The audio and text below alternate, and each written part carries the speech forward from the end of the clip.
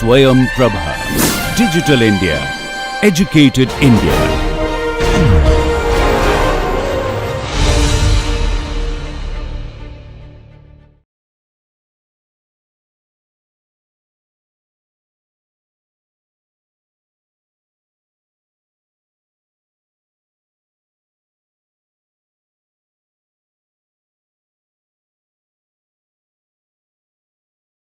In this case, let us say delta B and delta C are the consistent, kinematically consistent displacements.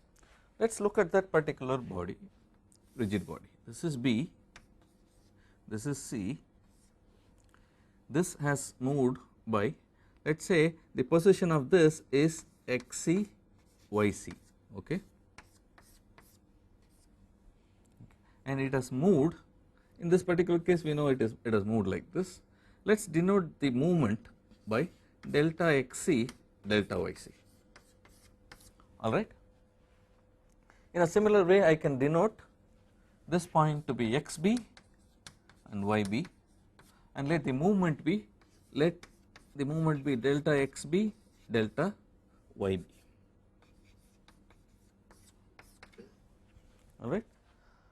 Now how do I find out the virtual displacement at any point in between? That is not very difficult. There is a straight rigid body. I just have to do an interpolation between these two, as simple as that. For example, if I take this as anchor and wish to find out at a particular point, for example in this case I want to find out at the midpoint, okay. Let us say this length is L, okay. Then it is simply delta xb, I have to add the appropriate difference. For example in this particular case delta xc, so this is delta at x at p is equal to delta xb plus the gradient of that virtual displacement, which is nothing but delta xc minus delta xb by L times the appropriate length. For example this is L by 2, I know it is L by 2 and therefore I have to apply L by 2 here, okay.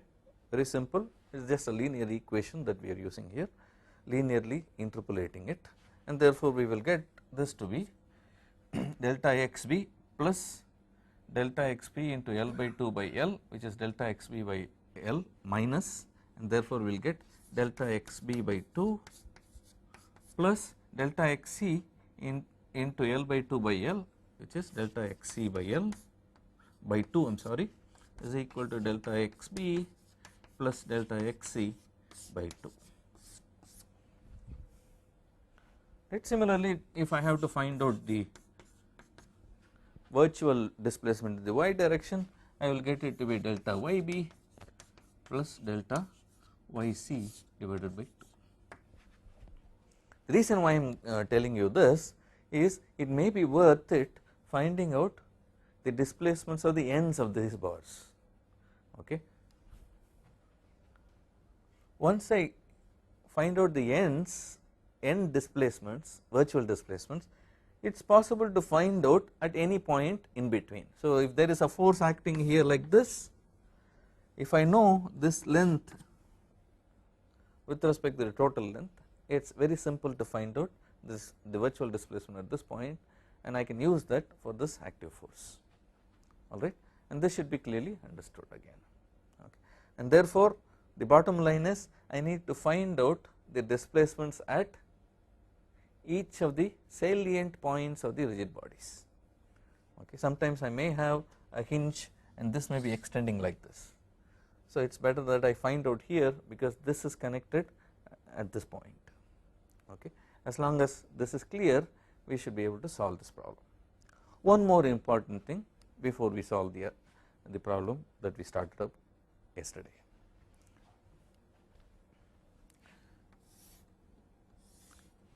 Let us say in this exercise I wish to find out the reactions at C. How many reactions are possible? Let us just start with the problem as such.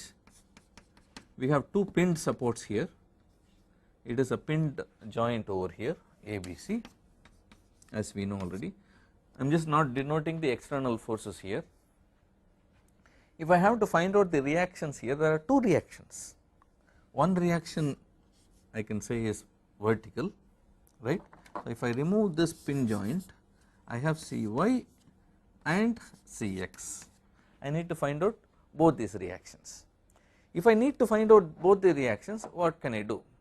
In the earlier exercises that we have carried out, we only said you release one of them. In this particular case, I have released two of them. What shall I do? The answer is not very difficult. Well, apply two virtual displacements. So one virtual displacement along this direction and another virtual displacement along this direction.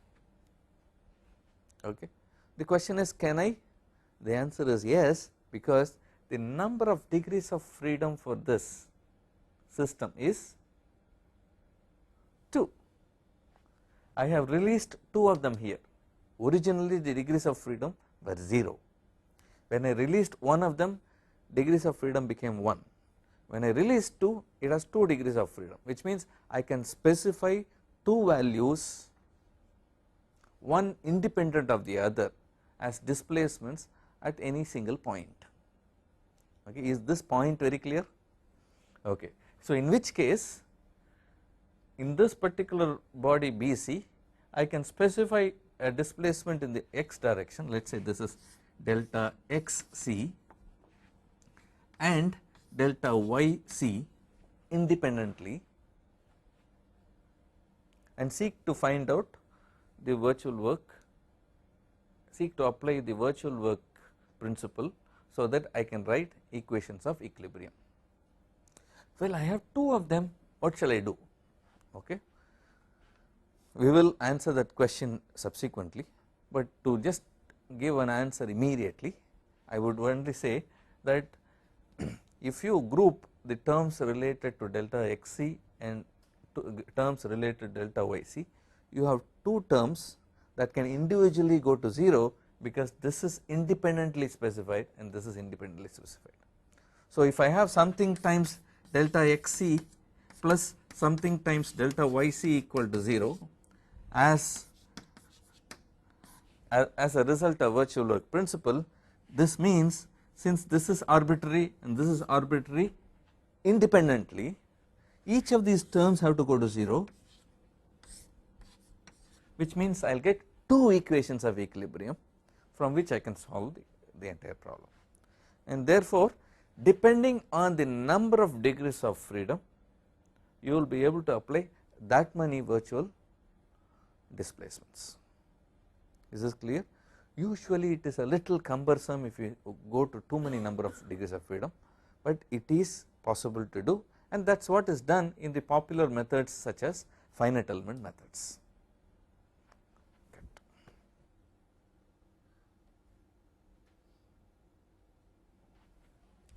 Okay, so we will go back to the problem that we were looking at.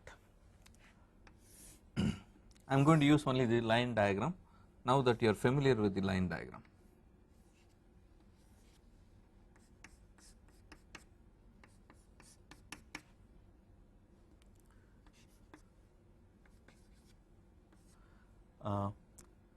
If I remember correct, they had self weights like this, right. The self weights were for homogeneous state members for this and this. The problem was to find out the vertical reaction at A. To find vertical reaction at A, that is the problem, am I right? Okay. So what should I do? Naturally, since I need to find out this vertical reaction, I have to release the vertical displacement of A and substitute with the reaction. Mind you, this is a notion that I have inserted. The vertical reaction could be this way or this way.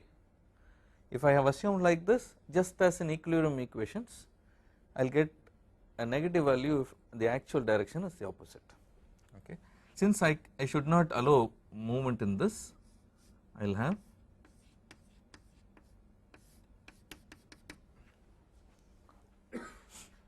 the horizontal displacement arrested at A.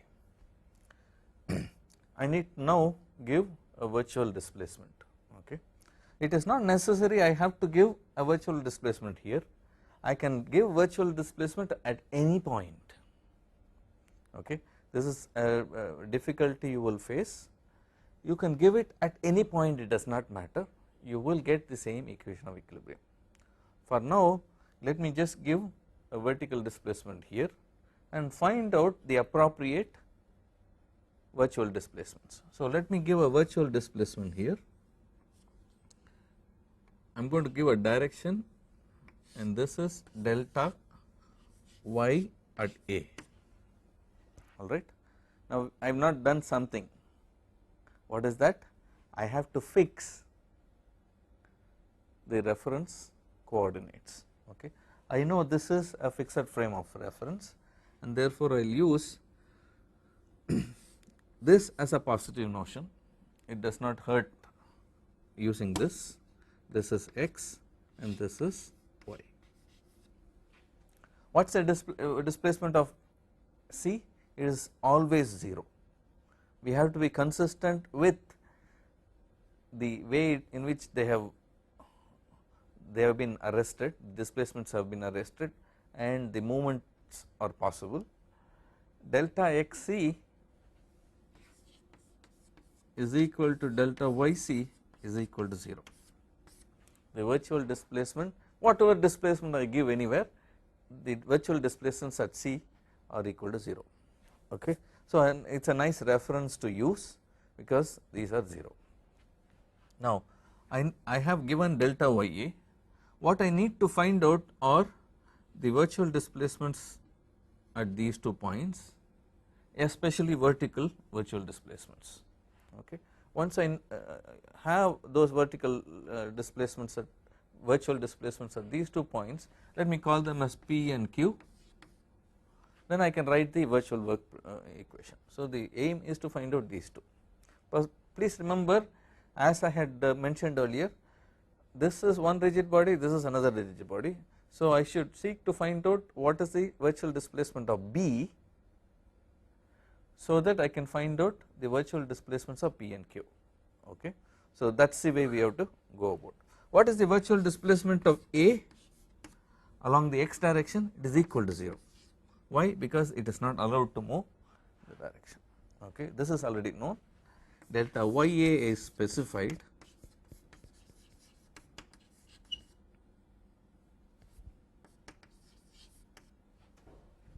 Delta xb and delta yb to be found out.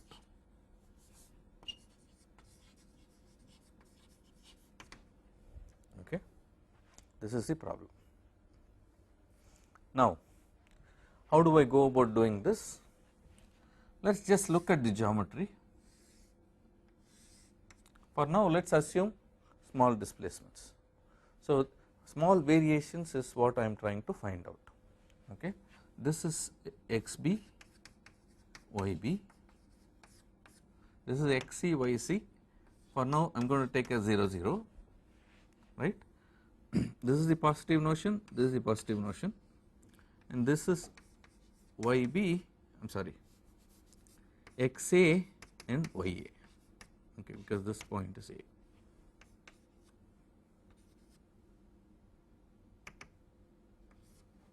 What do I know about the lengths here? This length is equal to 1, which is already specified, 1 meters, and this is also 1 meter.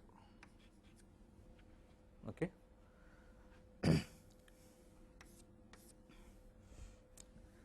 The x displacement of this particular xa is equal to 0, and the distance between this is also specified as 1 meter. So let us look at those which are unchanged during the virtual displacement. What are the unchanged or unchanged lengths. This is very useful to start with. What are the unchanged lengths? AB, length AB, length BC, and the other one also is something I know, length AC. So I can make use of these in the geometry in order to write down relationships between these points XA, XB, YA, YB. Okay. The simplest thing I can do is use the geometry here. Let us say this height is h. What is h equal to? If I take with respect to this, YB is given by h directly, right. What I am doing right now is this right hand side, let me call this as D. So I am looking at the triangle BCD, okay. I know height is YB is a positive value, please remember this is the direction YB. And how about this length? This length CD is equal to XB, greater than 0, greater than 0. Clear? Now, what is this length BC? It always remains, the length here is root of xp squared plus yb squared, that always remains the same, okay. So let me use that fact. What do I have? Since this is a right angle triangle, I have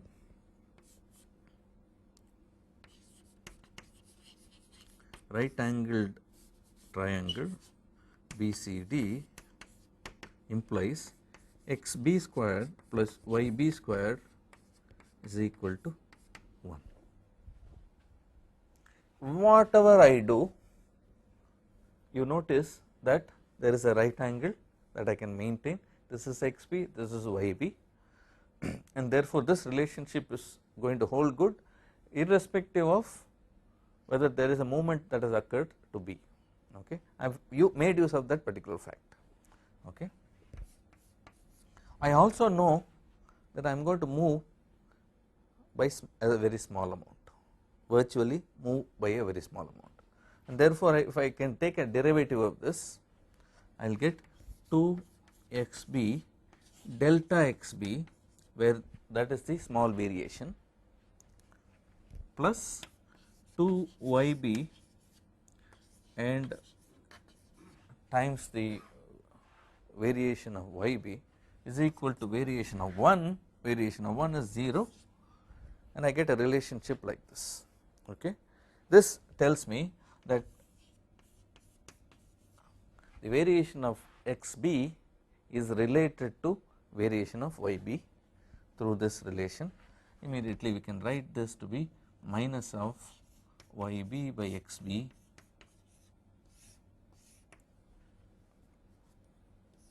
times delta yb, okay. That is simple. In this particular case, when I start from this particular configuration, I know the height and the base is half of 1 meter, which is 0.5 meters, and the height is root or immediately I will get it to be root of 3 by 2, right. So I can use this over here directly, okay. So what do I get here is equal to root 3 minus root 3 times delta yb.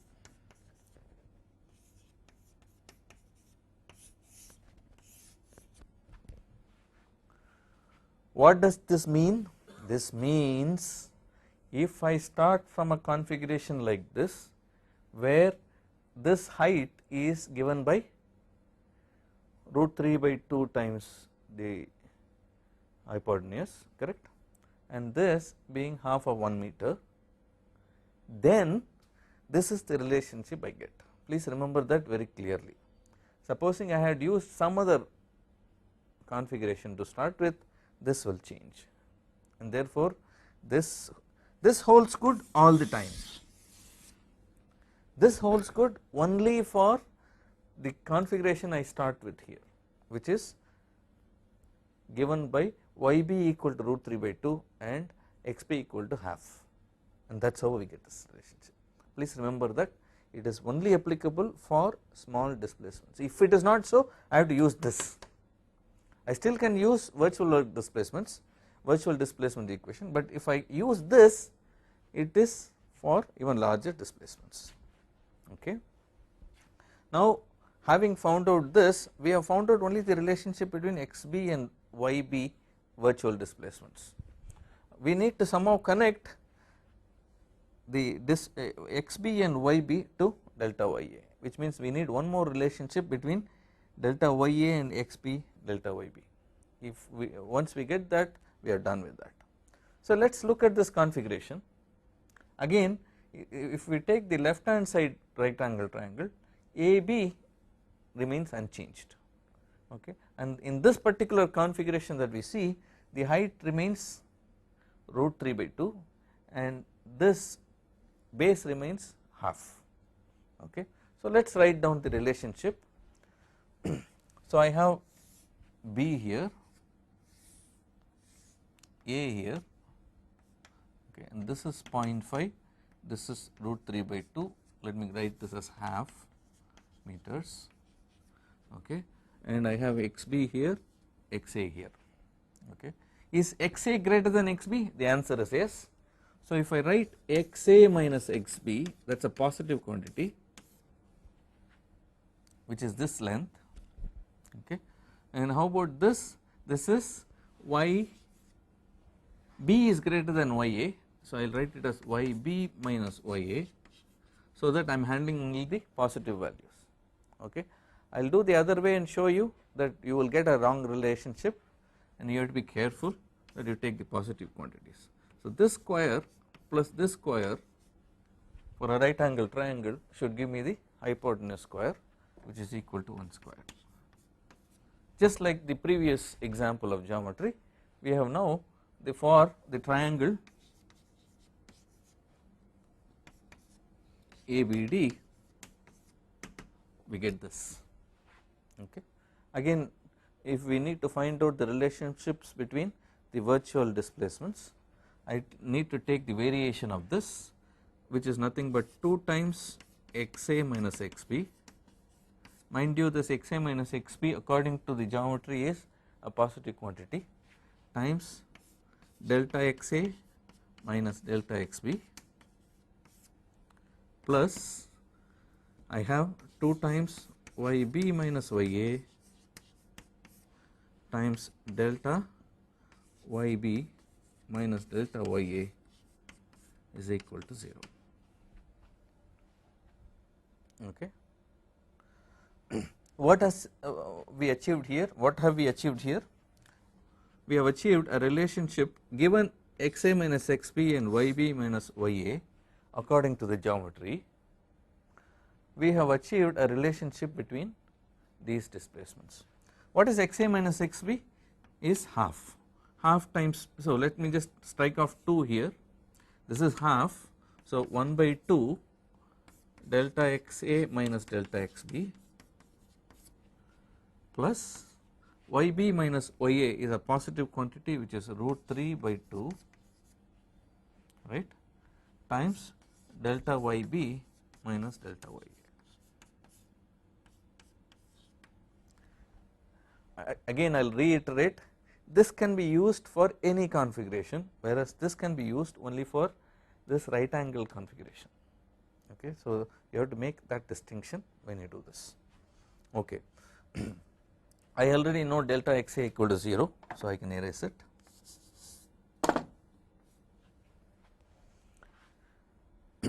Now this relates delta ya to delta xb and delta yb, okay. The net result will be delta ya yb equals, I will get something in terms of xb and yb, I already have what is delta xb.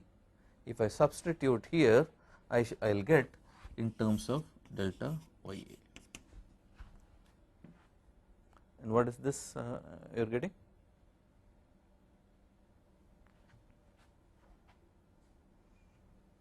This half and this 2 goes off.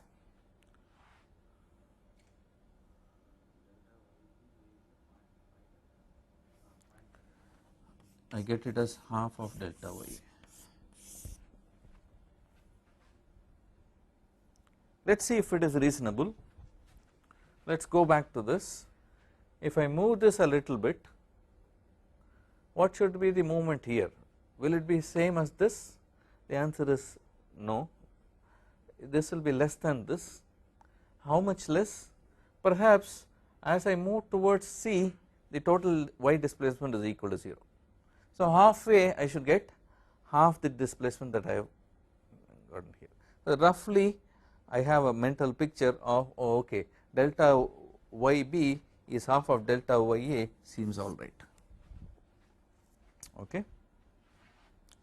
Now going back to this particular problem, do I need delta xb?